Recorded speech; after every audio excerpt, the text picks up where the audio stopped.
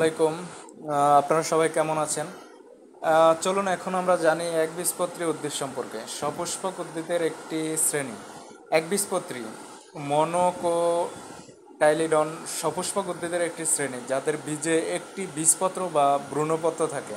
বাকি সপুষ্পক উদ্ভিদের দুটি করে বীজপত্র থাকে এবং সেগুলোকে দ্বিবীজপত্রী উদ্ভিদও বলা হয়। ঘাস, গম, খেজুর ইত্যাদি একবীজপত্রী উদ্ভিদ।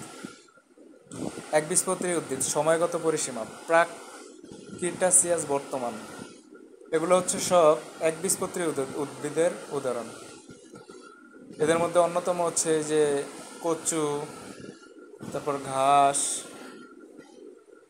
একবীজপত্রী উদ্ভিদের বৈচিত্র্য: গম এর বৈজ্ঞানিক নাম ট্রিটিকাম। টারো এর বৈজ্ঞানিক নাম কোলোক্যাসিয়া স্কুলেন্টা। খেজুর Phoenix dactylifera. Zostera marina Lilium. প্যান্ডানাস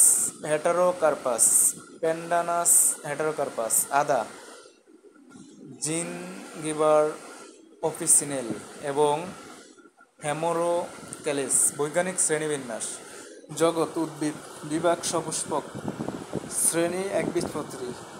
তো আশা করি আপনাদের সাথে আবার অন্য একটি ভিডিওতে দেখা হবে। আপনারা সবাই ভালো থাকবেন। আমার চ্যানেলটি অবশ্যই সাবস্ক্রাইব করে পাশে থাকবেন। আসসালাম।